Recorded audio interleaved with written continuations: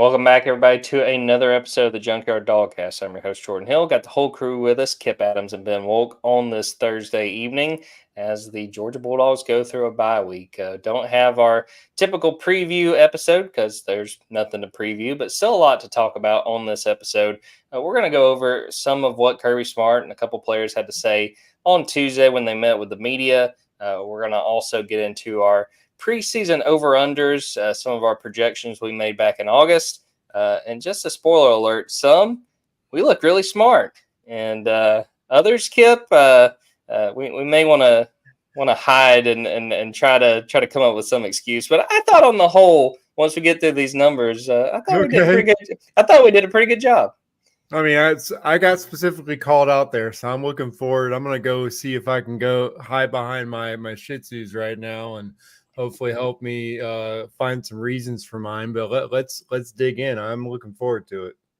No, I think on the whole, truthfully, all three of us, we have a few significant misses, but on the whole, I think we did a pretty good job. But first, let's dive into what Kirby Smart and Dalen Everett and Dylan Fairchild had to say this week as they talked to the media. Bye week, obviously still a work week, but having an open date on Saturday, obviously very valuable for Georgia. And I want to start sort of on that front. You know, this is an odd season with how the calendar fell where Georgia has two bye weeks. So at one point, Kirby Smart was asked who has sort of stood out, who has sort of risen to the occasion since that first bye week. And that's what Kirby had to say. Everyone's grown. I mean, the experiences we've had since the last bye week have been on the road at Alabama, home games against two tough SEC opponents, on the road at Texas. I mean, it's been a journey, and the next journey I think is 5 game stretch if I'm not mistaken, and it'll be a hell of a journey too because every week is a season right now, and I'm proud of the guys working. I can't single anybody out. I think a lot of guys have shown improvement. Our outside linebacker group, we've gotten production out of Damon, Gabe, and Jalen when he plays that spot. Chaz had some big plays in the game. I thought those guys have really stuck out, but it's hard to single out one group.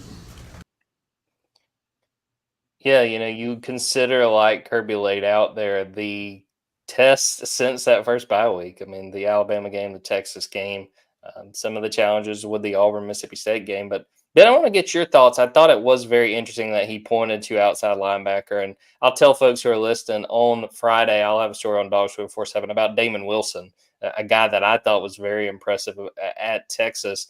What has stood out to you about Damon Wilson and I guess really all those outside linebackers, the production Georgia's gotten out of them recently?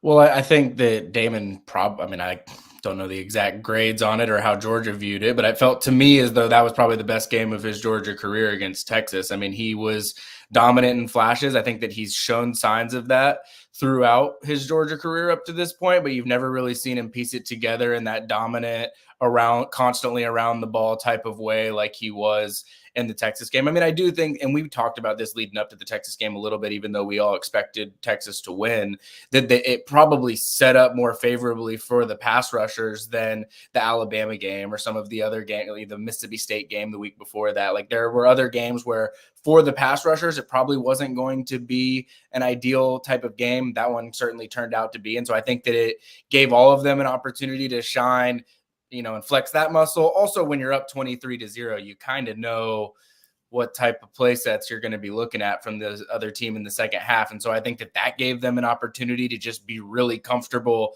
pre-snap and how they were going to approach things. So Damon Wilson, he shined. I think that Chaz Chambliss has been sort of and he's always going to be the guy that serves his role the way that it needs to be served on that defense. He's never going to gain the praise that some of the other guys do because he's never going to have the flashy sacks or pass rush or quarterback hurries that the other guys are going to have. He's probably never just going to physically manhandle someone in the way that some other outside linebackers are, but he's going to do his job. He's going to do it well. There's a reason why he plays as many snaps as he does and that he has for the last few years. And that's just because they trust him to do certain things really, really well. And I think that there were probably a lot of finger pointing at that group through the first 18 minutes of that Alabama game coming out of that first bye week. Like there probably was a lot of, you're not getting after the quarterback, you're not setting the edge well. Like there was a lot of that through those first 18 minutes. Really since then, I mean, I think that group has really shined, and I think that you saw it in the best version of itself. And, you got to throw in Michael in there a little bit. And I realize that's not the outside linebackers through and through. You throw in Jalen Walker in there a little bit. But in terms of how Georgia's utilizing those guys within the defensive scheme, I mean, that unit had one of the best games that we've seen from a Georgia defensive group in a long time. Yeah, I mean, you talk about those guys as edge rushers, throwing in Michael and Jalen, and they were outstanding. And to follow up on Chaz Chambliss, the last play that Texas had, Chaz gets to Quinn Ewers and forces an incompletion. I mean, we've seen some really good stuff from Chaz, and I think it's worth giving him a shout out. I wanted to play also this clip, Kirby talking about what Ben and I talked about on Saturday night as one of the key moments in that game for Georgia, and it was the offensive drive after the trash on the field and Texas gets the ball and they go down and score and make it a one possession game. And then Georgia responds and goes right down the field, huge 3rd and 10, Carson Beck to Arian Smith. Then they get tricky with it and they get it to a wide open Oscar Delp. And Georgia winds up scoring on that drive. And that basically ended the Texas threat and certainly took the momentum away from the Longhorns. This is what Kirby had to say about that drive and what the offense did with their backs against the wall. Yeah, that was special. I told him after the game, the one thing that this offense has shown, in outside of at times being inconsistent, it's shown unbelievable resilience. And you think about the games we've been in that we had to respond to a score. It seems like every time in the second half somebody scores, they respond. I feel like that happened in Auburn. I feel like that happened in Mississippi State. I know it happened at Alabama because it was the entire second half. So they show great resilience, and that is a quality, although there are higher ranking qualities possibly, that is a very high ranking quality that not all teams have. And I don't like the back against the wall mentality that you come out fighting, because I don't like to play with my back against the wall. I want to start aggressively and attack, but there's times where you lose momentum and you have to respond to that, and they have been very good at that. Yeah, you consider how differently that game could have gone even had Arian Smith not caught that pass on 3rd and 10. I mean, Kipp, what do you think about that drive in that Texas game? And like Kirby said, I mean, the fact that, it's not all been perfect for the Georgia offense this year, but when they've been put in those make or break moments, for the most part, they found ways to respond. Yeah, I mean, it's all about keeping your composure, but also just, taking advantage of the mistakes your opponent makes. And I think, there were a lot of turnovers in this game. It's not just about, that incredible turn of events. It's just about the fact that, there were 7 turnovers in this game. And in the end, for me, I just think back to the fact that Texas only scored 7 points off of Georgia's 3 turnovers. And so I think overall, you could see the difference in composure in these two teams.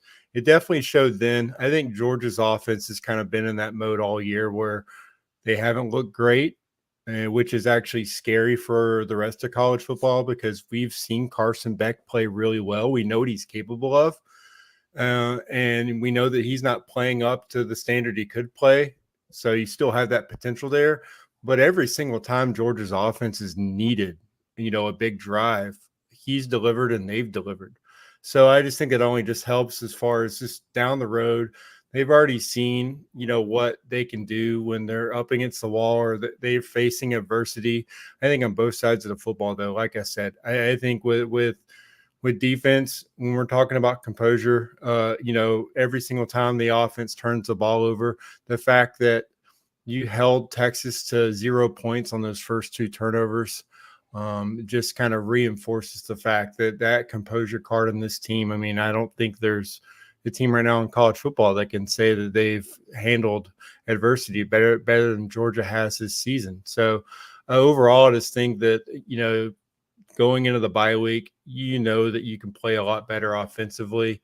And I think especially when you look again at all the drops, and people are looking at the drops this season, there's a high level of drops. They're almost at where they were last year, but at the same time, I don't think this is a personnel issue or a coaching issue. We remember just a couple of years ago, Lab McConkey had like a 3-game stretch where, we thought he had the yips.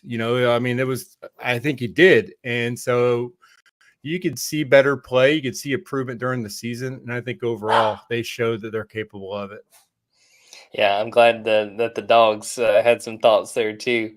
I also wanted to play what I think will be something to watch going into this Florida game, and it's talk about the Georgia secondary. We're going to hear from Kirby Smart first, then I got a clip of Dalen Everett.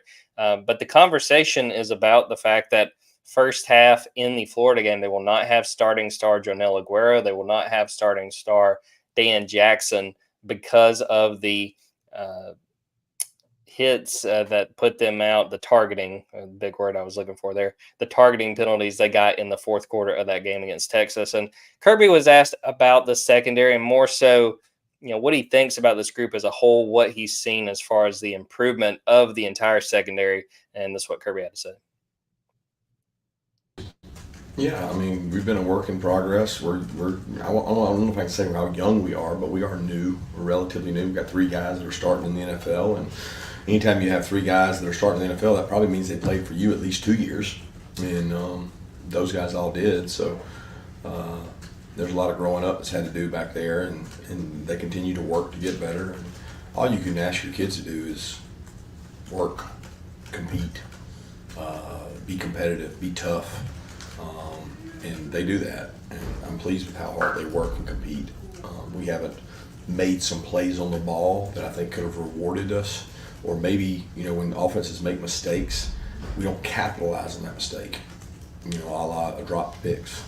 And that was my reference last week. After the game, I think some people took it to be about the offense, but my comments were about the number of drop picks we had in one game. I don't think I've ever seen anything like that. And that's where you have to hurt teams. You have to turn those into turnovers, and when you don't, they're just incompletions. So we got to play the ball down the field better.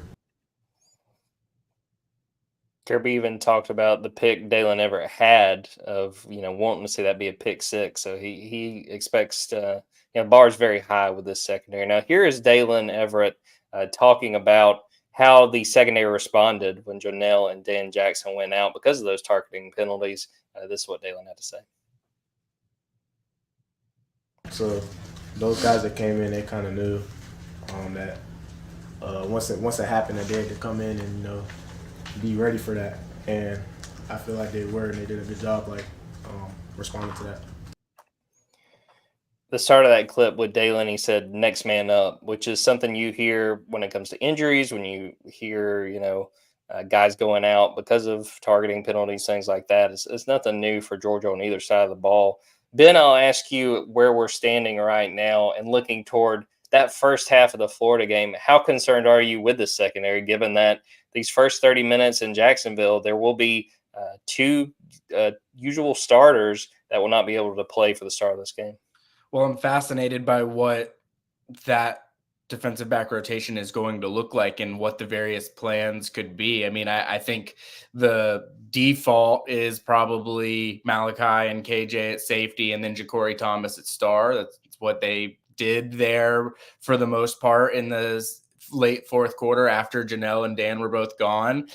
That said, you have a bye week. You've got a lot of time to figure out a bunch of different variations or combinations of what you're going to do. Georgia, even this season, hasn't done the same thing always on first and second down as what they're doing on third down. And so I don't have the answer right here, right now, of what exactly that defensive backfield's going to look like. I think that it's a bit of a concern just because, especially in Dan Jackson's case, he's probably played as well as anybody in that defensive backfield up to this point in the year. So not having him definitely hurts. And, I know that Kirby Smart even talked about this. They consider KJ Bolden a starter at this point. He's played a lot, but going into your first game in Jacksonville, that weird neutral site environment, you are basically saying to KJ Bolden, you're going to play every single snap on defense in this game. I don't know that it's going to work out exactly that way, but it's hard to envision many scenarios where KJ Bolden's not playing almost every snap. That could be a good thing.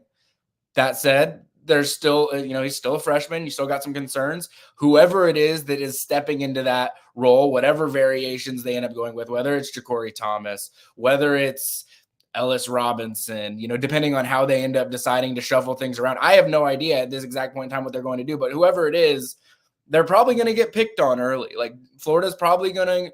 Now, Florida hasn't been airing the ball out a ton. So if you're looking at a game where you can probably survive it, it's this one. But when they have been airing it out, it's been a lot of big plays. And so I think that's ultimately what Georgia is going to do in this one is who do they have in their arsenal that's least likely to give up big plays? And whoever that is probably going to be who gets featured in that first half, because I think they trust Dan Jackson to not be giving up big plays. Janelle Aguero hasn't been perfect this year, but, aside from the really great coverage that he had in the Mississippi State game where they hit one on him, he hasn't been giving up a ton of big plays. He's given up a few third down situations, but he hasn't been getting hit for explosives. So I really think it's going to come down to whoever it is they trust to limit the damage there in the first half. That's who it's going to be, because I don't think, at least from what we've seen from Florida in the DJ Lagway era, that they're just going to be, chipping away at you with 10, 15 yards, 5 yards here, 7 yards there. Like they're hitting deep. I mean, I think he completed 7 passes for 259 yards last week against Kentucky. So again, you're averaging 37 yards or completion. You're taking deep shots that's what you're trying to live off of. And I think that Georgia's MO defensively in the secondary has been, don't let other teams live off the deep shots. I don't know if y'all watched the SEC Inside special that was on SEC Network, but Kirby Smart had a comment in post game in the locker room where he said, you don't give up big plays. You can't, they didn't have any big plays. You can't beat us. And I think that that's how this team, I think that's how Kirby Smart feels. That's how he coaches. I think his personnel decisions dictate that. If you're not going to give up big plays as a defensive back, then there's a good chance that you're going to get a lot of run for Kirby Smart.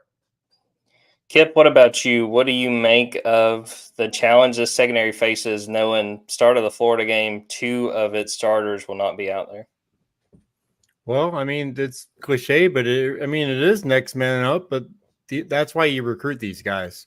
Ja'Cory Thomas has been practicing for a long time. He was a guy that we talked about during camp as a guy that, don't forget about him. He has a chance to earn a big role. And I think this is just a huge opportunity for him to step in at star with KJ at safety next to Malachi.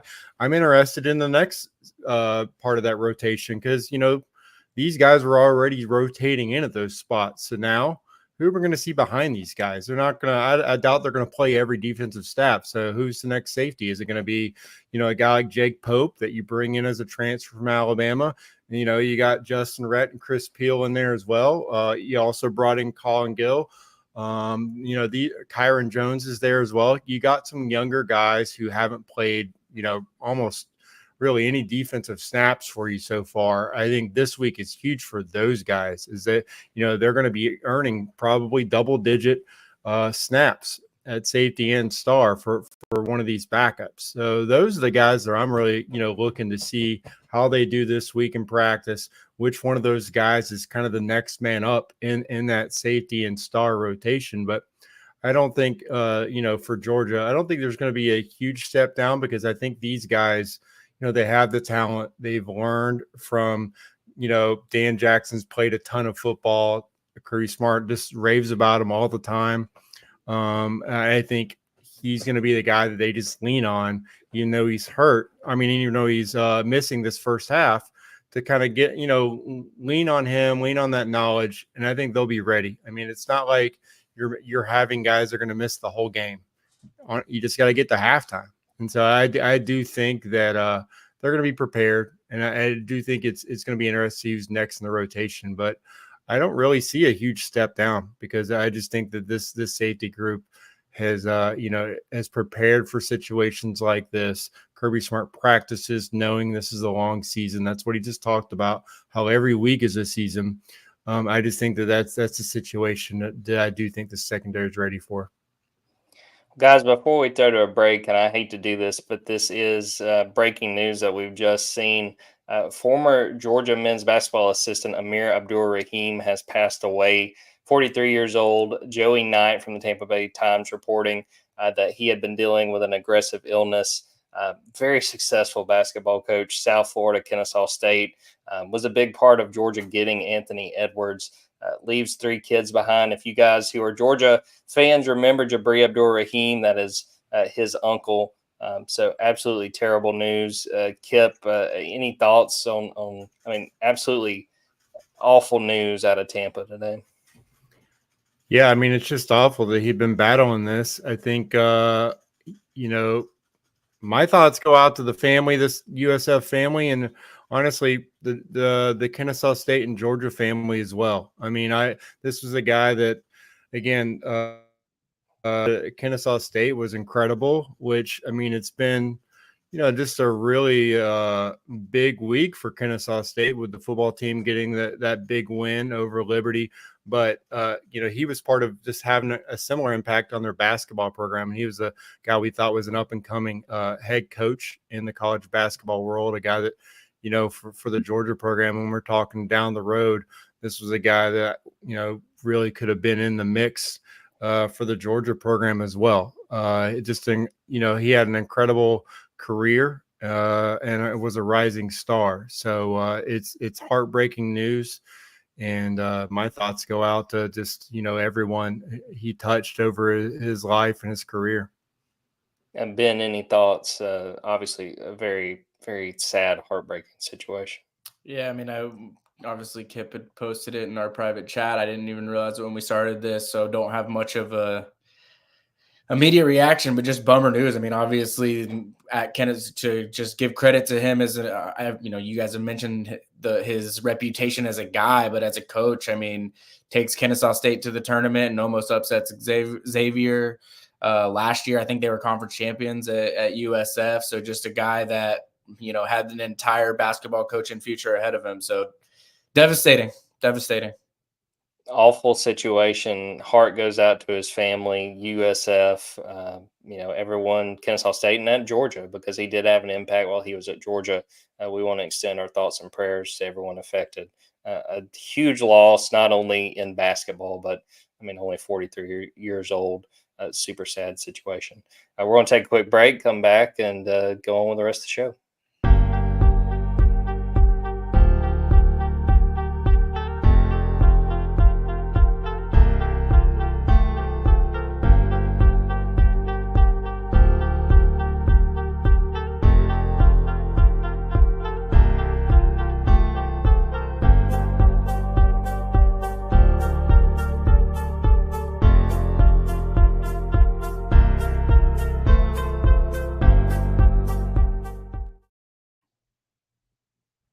All right, guys, we're going to look at our over-unders and some of our predictions before the start of this season. As I mentioned at the top, some of our predictions look solid. Some of the other ones, not so much. And with doing these, I made sure with these predictions to sort of extrapolate them over 12 games. And obviously, this Georgia team may wind up playing more than 12 games. But that was a good sense of where we were. So we're going to start with Carson Beck. The over-under we set before the season was 4,200 passing yards. Ben went under, and I and Kipp went over. And the way it's looking right now, Ben is in a pretty good spot. Ben had the under, and the projection right now, so through 7 games, Carson Beck has thrown for 1,993 yards. He is on pace in 12 games to throw about 3,400 yards. Obviously, if they play in the SEC title game and in the playoff, he'll get a little bit more than that.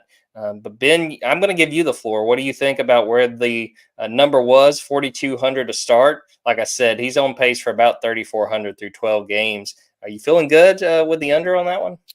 I am, but I think with the number of games that they could play, and this team's throwing the ball a lot. And so I think that it hasn't been consistent all the time. It hasn't, they haven't put up super gaudy numbers in every single game. But if they start connecting, like if Carson Beck in all these games that he's been throwing 40 times, if he's hitting at his 70% completion rate like he has in the past, I think it would be very easy for him to make up some ground there. And all they'd have to do is probably play 14, 15 games, which sounds like a lot, but in this day and age, it's really not. And I think that 4,200 is a good number right now. I think it's still in play. I feel good where I'm at the under, but I think that 4,200 is still in play. Definitely. And you hit on the biggest thing to me is the fact that this team is throwing the ball a lot. And if I were you, Ben, with that under, I would feel better depending on how the Florida game plays out. I think like if we see that, we can probably say, okay, because, Carson hasn't, hidden the fact that he feels like he's not been quite 100%. And we talk about going back to that Kentucky game when he took a shot, kind of an awkward fall, I should say, on his shoulder. If he comes out and really lights it up, especially yardage wise in that Florida game, then maybe we say, okay, maybe this 4,200 number we set has a better chance of hitting. But if he doesn't, then, I think Ben's sitting in a good spot. Kipp, what do you think as far as that yardage number? Both of us went over at the pace we're at right now, not looking good, but probably still a lot of ball left. I feel like when we did this, this was the whole basis upon us going over was we said we think they're going to play 15 games, if not, more than that. So, I mean, I don't feel great, but that was the debate on these are these 12 game projections? And I don't think you and I made these based on 12 games. So I don't feel terrible here. And at the same time, like I said earlier in the show, I mean, Georgia obviously hasn't played its best football offensively, but I do think they're capable of it. And so I still think that, if we're just going based on whether or not we think Georgia can play better in the second half, I still think that they're gonna have some huge offensive outputs and, probably continue to lean on the pass. I just think the other aspect that, we couldn't have projected was the lack of depth in the running back, in the backfield. So I think they're going to lean on the pass throughout the season. And as long as the drops aren't a week to week occurrence, it should be pretty good. Now, the next Carson Beck statistic, I kind of feel like Kipp and I are flipped from Ben. And it was interesting. I went back and listened to the projection, the over-under podcast we did. And Ben was sort of like, I kind of feel like I'm looking at this very differently than I was and Kipp was. And I think that extra games, playing beyond 12 games is really going to help Ben here because our over-under on passing touchdown was 26. Now, when you round up, the extrapolation I did on this through 12 games, Carson is on pace to throw exactly 26 passing touchdowns, which would set up really well for Ben going on the over. And then I had the under and so did Kipp. So I'll start back with you, Kipp. Do you feel okay about maybe Carson not hitting this 26 number, or do you think Ben's sitting pretty? I think Ben's in good shape here, just based on the teams left on the schedule. Ole Miss, Tennessee. I just think that I don't see those as being defensive struggles. Even though Tennessee's defense has played well this season, I just think we're still going to see like fast-paced, and I think that those games are going to be the ones where we're looking at possibly high 30s, if not 40s. So I do think that Carson's going to throw for more touchdowns over the next couple of games than he has so far this year. So don't love that at all. And then, who knows what's going to happen in Jacksonville? There's no sense, even trying to really project that right now. And you end the season, that might be our saving grace.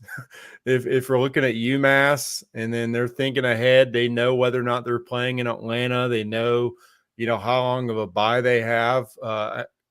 Kirby's not going to pull it back against Georgia Tech, and it's an improved team. But, that's kind of where, you might see a little bit more of an emphasis on trying to get the running backs going in those last two games. So that might help us a little bit, but I don't know. I think, he might be hitting 30 by the end of the season at this rate.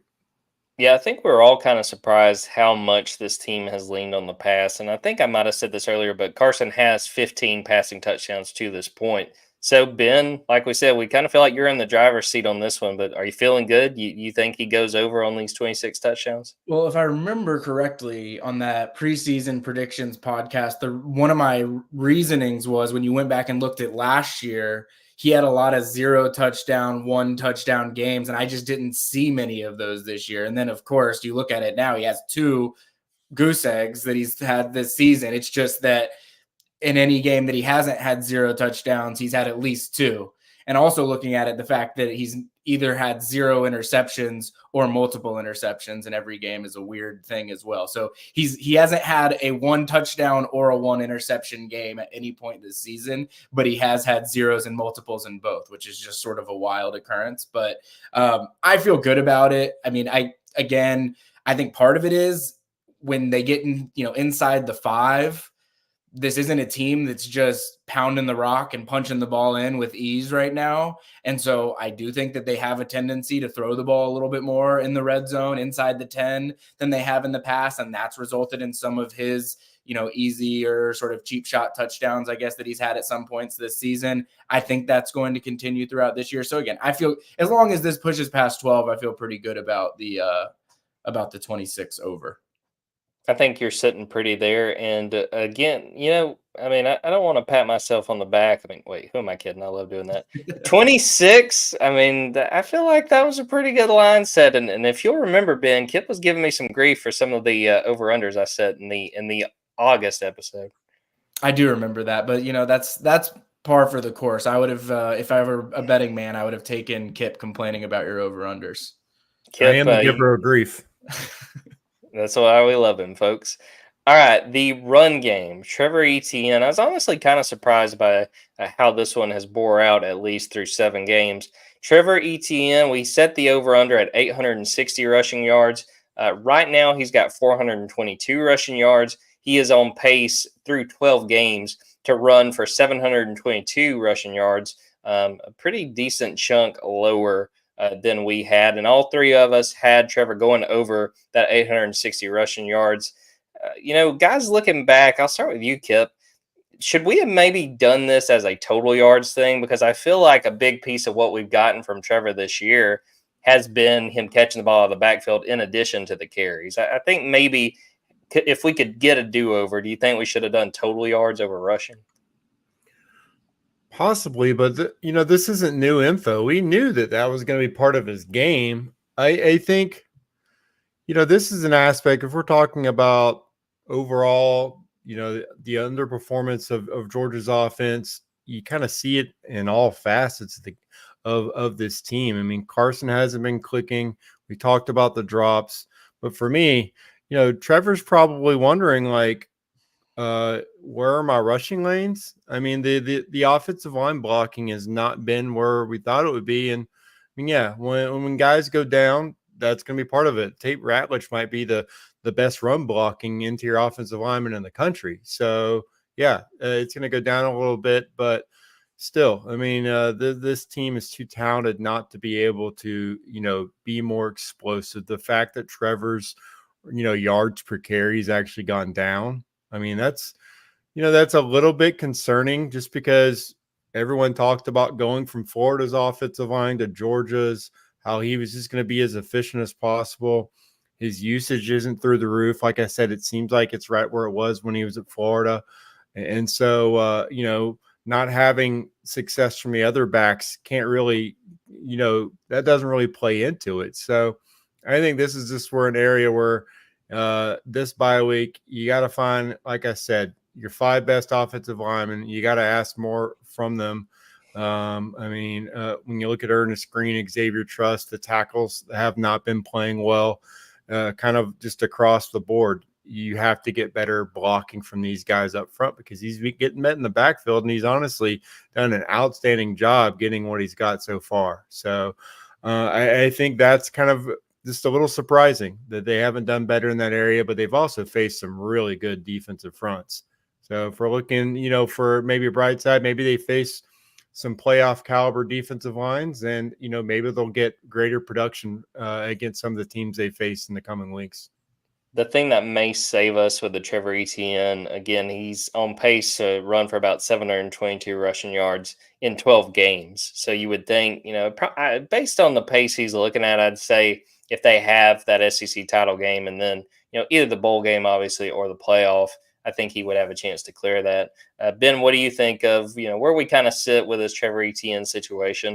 And then again, just generally what we've seen from Trevor to this point. Well, and he also didn't play the Clemson game too, so his numbers are, done in a smaller sample size than. And I don't know at the time if we knew for sure that he was going to be out. I think that we might have been trying to factor it into our possibilities when we were gauging it.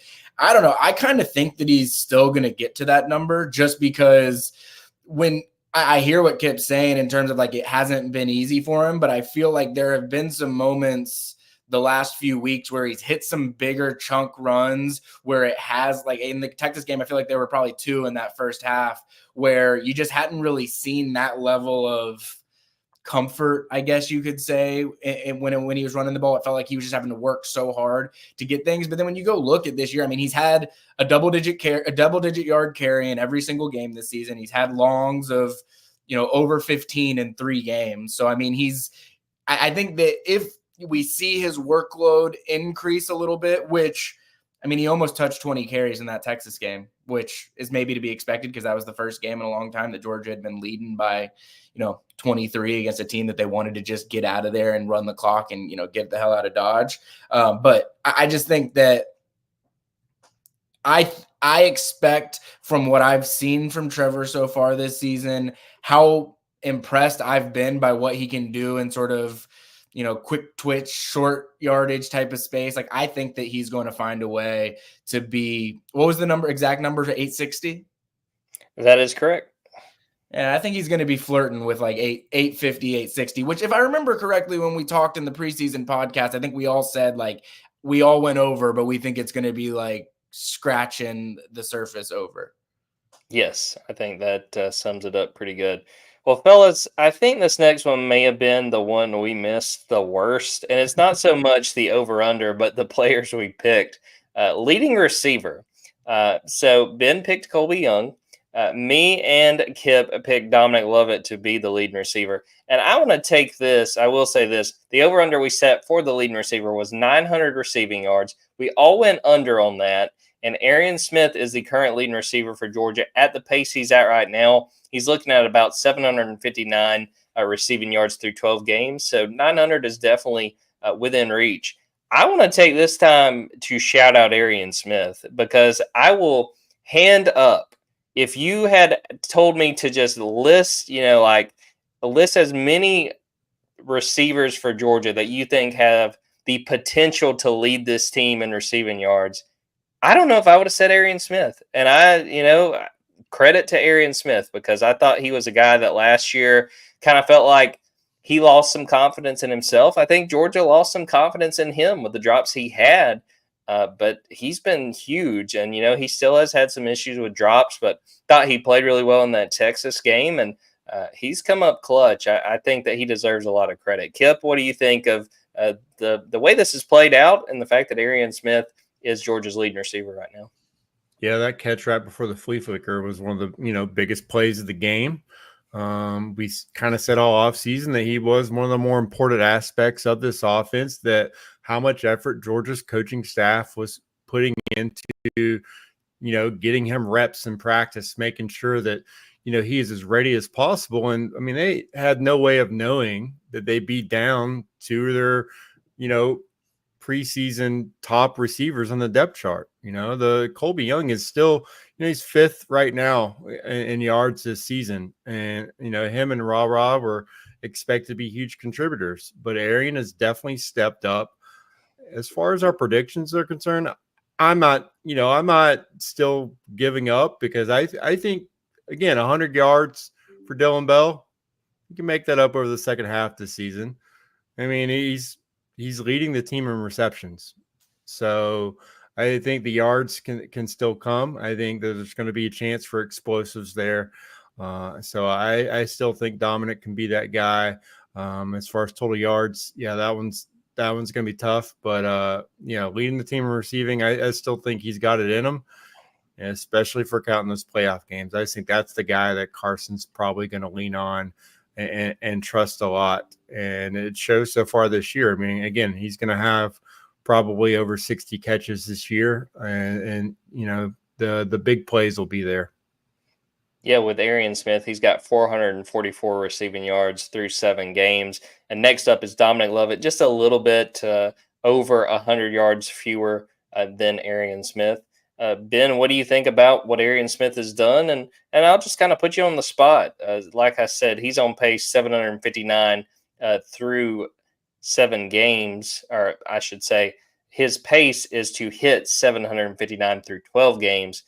I'll just ask you, do you think Arian Smith winds up being this team's leading receiver when it's all said and done?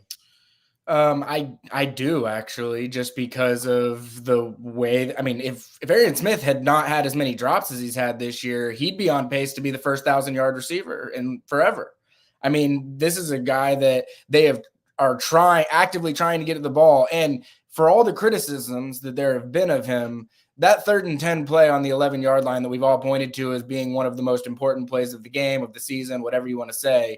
Like, that's the type of play that big-time receivers make. That's the type of routes that they run. They go make play with their hands. They get yards after get. Like, he did everything that everybody wants him to be in that moment. So he's shown that he can do it. And I'm assuming that a moment like that gives him some confidence as well to say, like, all right, I can go and do this and be more comfortable with those types of things. So I think him being the leading receiver is very, very likely. I would probably predict it at this point, just because, I mean, to Kipp's point, Dom Lovett's leading the team in receptions, but Arian Smith's just a couple behind him. So, I mean, and Dom, more often than not, things are happening closer to the line of scrimmage, whereas Arian, more often than not, things are happening pretty far away from the line of scrimmage. So I just think from a yardage standpoint, it's probably going to benefit Arian in the long term. I do think Dylan Bell has a chance as well. I mean, he also can get some of those, for lack of a better term, some of those cheap receiving yards if they run some of those jet sweeps or whatever, and it's in front of Carson, and he, busts a 60-yarder. It's like that's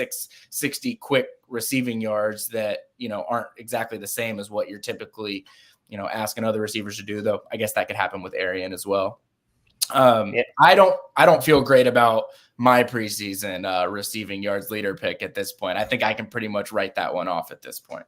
Yeah. How many receivers has Georgia had with over 60 receptions in a year? I mean, does anybody know the answer offhand? I don't know the answer to that. There's only been one wide receiver, and that's the late Bryce Hunter. And then you had Brock 2 years ago with 63. That's it. That's your total right there. See, I mean, you got 2 guys within range right there. Yep. That's one of the more exciting, as far as stat races this year to see. Georgia could have multiple guys with over 60 catches this season, and you could have, basically your the most catches you've seen from a pass catcher in over 30 years. So, I mean, they're airing it out. The fans are getting what they asked for. Kathy Compton speaking really highly in the comments of Dominic Lovett. And I think Dominic's had a thing where I come out of some of these games, I'm like, I didn't feel like he got the ball out. Then you go back and watch it, and he consistently has some really big catches for this team. Do you guys know how many Georgia receivers right now are averaging more than 10 yards per catch? Couldn't tell you. Or players, period. Enlighten us. 11. That's just surprising to me that there's 11 guys. They're just so much more dynamic than they have been. And that doesn't even count Anthony Evans, who's scratching it right there as well. So, I mean, I don't know. This is sort of the offense I feel like people have been begging for a long time. It just hasn't been quite as efficient as they would like it to be. And if we're being fair, when you're trying to air it out and be more this style, you're probably not going to be as efficient as a lot of past Georgia offenses have been either. Yeah, I mean, and to your point, it seems like Carson Beck in some of these games you look up and you're like, he's completed 11 passes and they've been to 8 different guys or something to that effect. They've gotten a lot of guys involved. All right, let's switch sides to the defense. We started with C.J. Allen. The over-under we had was 70 tackles. We all went over. To this point, C.J. Allen, through 7 games, has 33 tackles. That puts him on pace for about 56. So I'd say we have a decent shot at hitting this once we get to the postseason. But, guys, I want to see if you are as surprised as I am. The fact that Georgia does not have an inside linebacker as its leading tackler or even its second leading tackler. Malachi Starks leads the way with 39 tackles, and Dan Jackson's right behind him with 37. Ben, are you as surprised as I am that we don't see C.J. Allen at the top of the list? He's not behind by a lot, but those defensive backs have been very productive. Yeah, I mean, it is. It also probably tells me what my eyes have been seeing sometimes in the run game has been accurate, that running backs, and they're getting to the second level. I mean, and every, passing game, running game, they're getting to the third level more than they have been in the past. I mean, it's been a while since it's felt like this Georgia run defense was gettable. That was not the case this past Saturday, and I think that that's why you saw Georgia dominate the football game. So if they get back to being that, what we just saw this past Saturday, I agree with you. I think C.J. Allen's got a chance to get there. I don't see it at this point. I just think that this across the board, this defense has been too inconsistent when it comes to tackling and everything, that it's just what's the word I'm looking for? Like the spray chart, I guess, for however, who's going to be getting tackles is just going to be all over the place, because I think that this defense is just more gettable in more places than it has been in the past. Yeah, for sure. And the thing to me is I want to see those inside linebackers step up. I thought they had a better game against Texas, but it seems like at times they've just sort of been irrelevant. Kipp, what do you make of what C.J. Allen's done to this point? Again, he's on pace for about 56 tackles. Do you think he winds up hitting the 70 number that we set? Yeah, I mean it's tough because he hasn't had a game where he's had over 6 tackles. So I guess that's kind of where things are at. He's probably going to have 5 or 6 a game the rest of the season, and I think the one area where, if you're looking at it, the potential for him to have more is, again, like the health of the defensive line. Getting, Warren Brinson, Nazir Stackhouse, these guys playing better football is going to help him more than anyone. But right now, I think that's just kind of where this defense of the front is right now. And I don't see it. I just haven't seen that kind of game from the inside linebacker position, period. So they're you're asking Dan and Malachi to step up and come up and make tackles to prevent leaked yardage. It kind of reminds me of, I guess, the earlier defenses under Kirby Smart. And I guess it kind of just brings back the fact that some of the linebackers that Glenn Schumann's had have just kind of spoiled everyone with just how explosive they are to the football. Because C.J. Allen, an outstanding football player, but when you have guys like Quay Walker, Roquan Smith, guys that just fly to the football, and even Kobe Dean, it's just the bar's been set extraordinarily high for these guys. But if and then the fact that you're starting to get some other guys up in the rotation that are playing more. You're starting to get Chris Cole is starting to get more and more snaps as a coverage linebacker. I think you're starting to look towards the second half. I think he's a guy that could end up just earning more and more playing time just based on his ability to cover a lot of ground. You get that speed in there, so you could end up seeing maybe CJ's not playing 48 defensive snaps a game. Maybe Chris is carving out an even bigger role. So I don't think we're in great shape there. But you never know.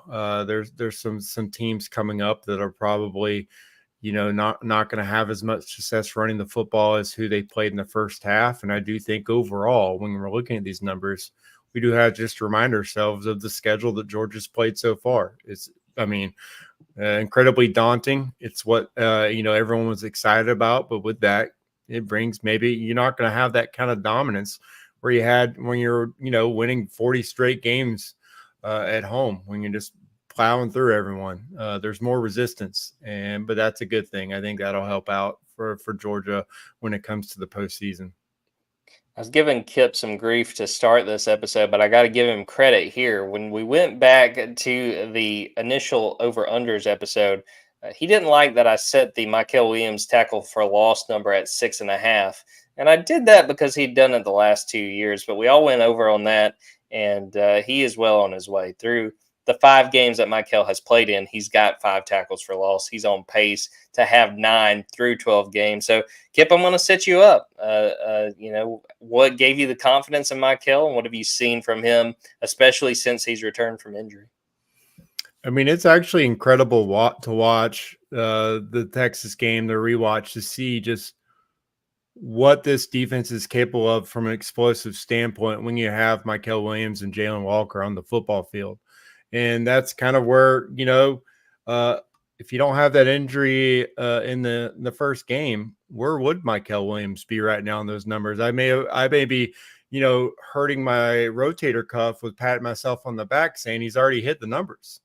But yet, yes, that is where you see the potential here.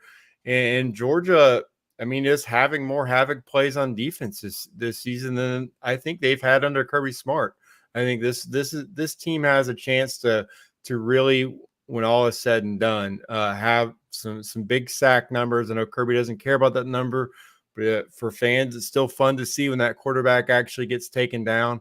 I think you're going to have, Jalen pushing for double digits. Tyrion Ingram Dawkins he had that streak where he was, getting one a game.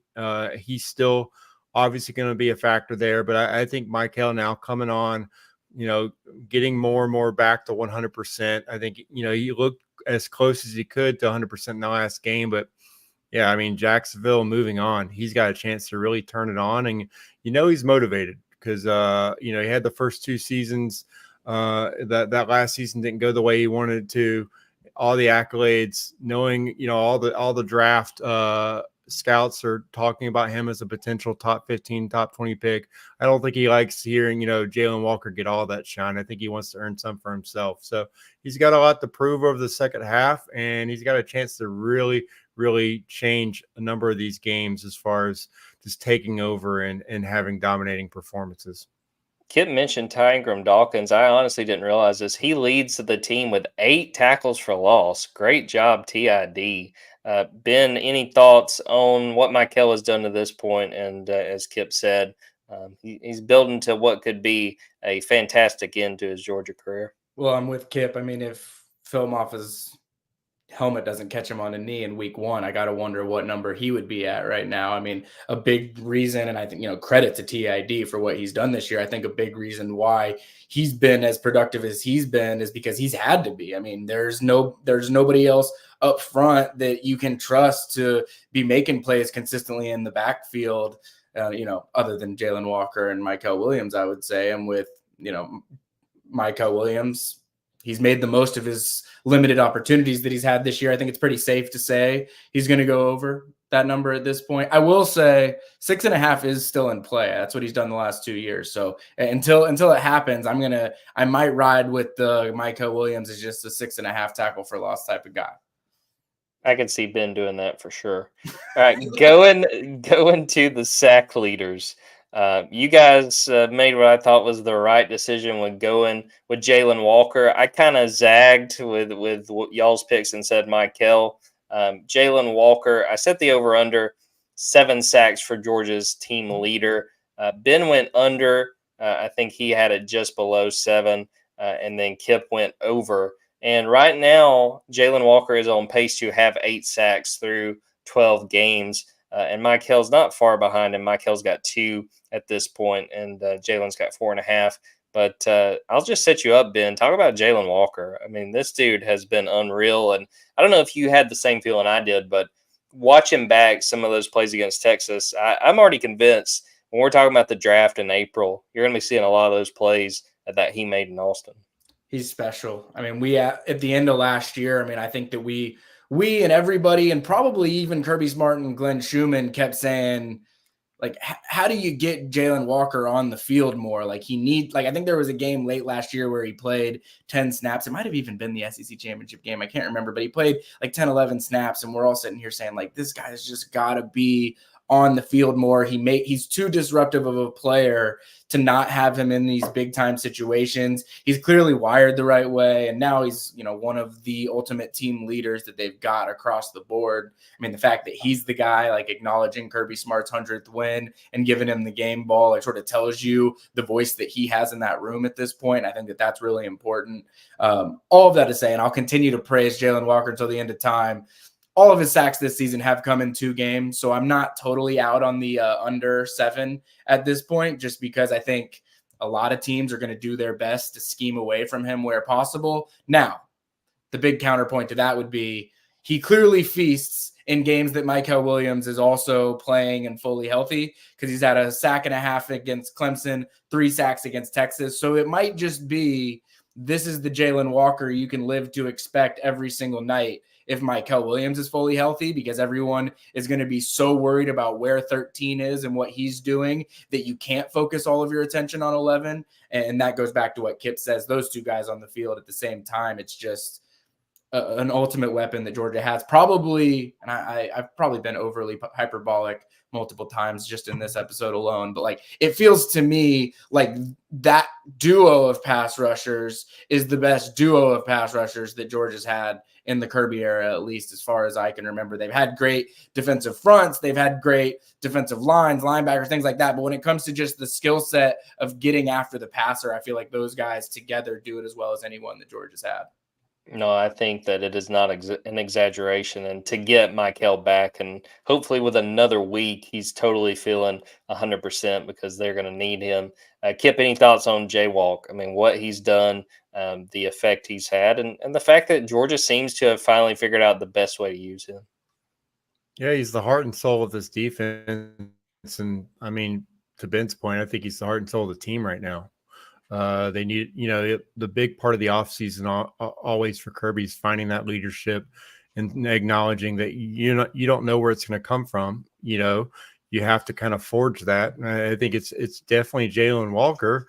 And yeah, this goes back to the quote that they have about making him, comfortable being uncomfortable. That's what they had to do as a coaching staff, acknowledge, we haven't utilized him. We haven't figured out the ways in the past to best utilize him. And so they made that a focal point this offseason, and I think it's paid off. So yeah, he's not a pure edge. He's not a pure inside linebacker, but he is a playmaker. And, I'll keep going back to the well and then mentioning the same thing. They had to do that in offense with James Cook, finding a way to utilize one of your most talented players just because he doesn't fit into a specific position or skill set. That's on you as a coaching staff. That is exactly why you get paid the big bucks. I think they're doing a good job. And as far as the rest of the season is concerned, I mean, yeah, you look at the big three right there. Those 3 guys. That's as talented a trio as you're going to have in a defensive front in college football right now.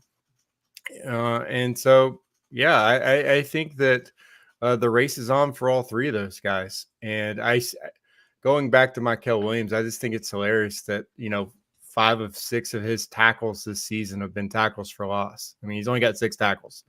So the man's making the most of it when he gets to the ball carrier. But I do think that Jalen Walker, I don't think we've possibly seen the best from him. He's coming off a performance that was good enough for everyone except for Pro Football Focus. I think that he still has a couple games left in him to kind of take over, and he's got with Michael also on the field. It's going to be really tough for opposing offensive lines to really scheme the block all of these guys. The cost will be too high for him, and I think he's going to have some big time performances down the stretch. All right, guys, the next one, over under 3.5 interceptions for the interception leader. This one is just totally wide open because there's been nobody with multiple interceptions, 4 different guys with 1 interception. I went over with Dalen Everett. Ben went over with Malachi Starks. And Kipp, you probably got a tough spot. You did pick the under, but you got Daniel Harris, who did not wind up winning that cornerback job. But Ben, I'll start with you. How are you feeling about Malachi Starks ultimately leading this team? I'll be honest, especially coming out of Texas, I kind of like my Dalen Everett pick. I think he's in a pretty good spot, but do you think Malachi's got a chance to beat him? Well, I felt great after week 1 when Malachi was making that repeat of the Oregon interception, and I'm sitting there thinking, my goodness, you just can't throw the ball his way. He hasn't been as sharp in pass coverage this year. I think my read on that is part of it is because I think they've just been asking him to do a little bit too much, playing deep safety, playing a little bit of star. He just has such an important role on this team. I think that, that's played a part in it. I also just think teams are not going to take many chances down the field on Malachi Starks especially when it's in double coverage, just because they know the type of plays that he's going to make. And so he's just not going to have many opportunities to do it. I kind of do like the Dalen Everett pick at this point, just because it feels like he's getting more comfortable trying to make plays on the ball. I mean, even late in the fourth quarter when Texas's tight end, pulls the classic Dalen Everett, covers him perfectly on the sideline, and he still finds a way to catch the ball. And it feels like that happens to Dalen Everett more than anybody else. But even on that play, I thought that Dalen did a great job of squaring up, making a play on the ball. He just underjumped it, and the tight end ended up being able to make a play. But it just feels to me more and more like he's starting to make plays on the ball, like he's starting to get his head around on plays down the field. So I do like that one. I don't love the over for anyone at this point, to be honest with you, just because people aren't going to be taking a ton of risky shots against this Georgia defense, I don't think, just because if you turn the ball over against Georgia, like if Georgia wins the turnover battle against you right now, you're probably going to lose that game. And so I think that people are going to be cautious, not going to take many chances, especially Malachi Starks' direction. So I like where Kipp's sitting with the under, and I think it's really anybody's game when it comes to the leading interception guy on the team, just because I think it's going to come down to, who gets one or two opportunities here these last few games and maximizes them, because I don't think anybody's going to end up with more than 3. We're going to hurry up real quick before we end this episode, get through the last of these. Peyton Woodring, we set the over-under for 85% field goals. Ben is the one looking pretty right now. Pick the over. And right now, guys, Peyton Woodring, 92.3% on his field goals now. It may be hard to keep that up, but, man, very, very impressive so far. We all look dumb on the Brett Thorson one. We set the over-under at 45.0 yards per punt. He is averaging 48.3. Brett Thorson's done a great job. I think he's got a great shot at taking home the Ray Guy Award. Now, guys, I wanted to focus on these two, and we're going to start with the offensive points per game. The number we set was 38.5. I went under. Ben and Kipp went over. Right now, they're at 33.0 points. So, Kipp, do you think that they've got what it takes to get that number back up? Or do you think I'm going to wind up coming out on top on this one? I think you're in really great shape. I do not see – I think overall, saying everything I've said about room for improvement, that we haven't seen the best of this offense, I still think we kind of know who they are at this point, and I don't think that – I just don't see them – needing to for the most part, but also just I don't know how many games, if they're going to even break 40 at this point moving forward. I mean, I put the over under at 2.5. I'm not really sure. I still think that this team is going to be one that focuses on the pass to set up the run, and I think overall it's just not as high percentage of a way to go about doing business, even though people love seeing the air raid. I just don't think right now with this schedule it's going to work out well for Georgia to hit the numbers that we needed them to. Yeah, I don't know that that's going to happen. Ben, what about you? What do you think about where this offense sits, and if you and Kipp have a shot at the over? Nah, we don't have a shot. It's not happening. But I mean, I will say, if you told me at the beginning of the year Georgia scored 30, 34, and 34 against Alabama, Texas, and Clemson, I probably would have been like, all right, I think that there's a path to that, because you envision at the beginning of the year those are going to be your 3 toughest games through the first 7. Like that's if you're going to go under that 40 number, it's like, okay, you can offset that with a, 40 or 50 spot against Tennessee Tech, which they did. You can offset that with, 35, 40 against Kentucky. But that 13 against Kentucky is really what I think, makes this entire thing impossible. Like that's a spot where you need to be in the 30s or 40s. And then, you obviously, like, to hit those numbers, you got to run it up against the Texas or the Tennessee Techs of the world, the UMasses of the world. You have to hit an SEC game where you just unload on the opponent. And like even the Mississippi State game where things were hitting better than most offensively at points this season. I mean, 41 against Mississippi State's probably not enough to hit the number that Kipp and I were trying to hit. So just bad read on the situation. Happens to the best of us. Hey, I will say this. We did a very good job on the defense. Over under 17.0 defensive points allowed per game. Right now, they're giving up 16.9. So really, all three of us are in the mix. Ben and I went under. Kipp went over. Kipp, do you think that this defense is going to give up more points, or do you think Ben and I have the advantage? Oof, that's a tough one, man. Great line. I need to give you credit on that one. That's the line of the whole show right there. I think you nailed it on that one.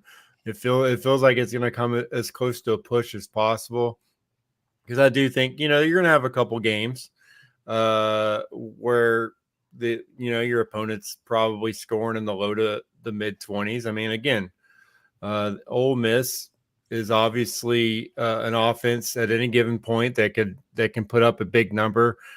Tennessee's offense not doing very well.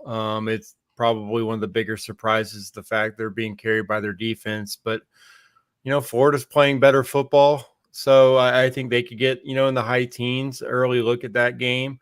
But, yeah, that just feels like that's destined to be probably as close to a push as possible. So it's a coin flip right now. So nice job on that one.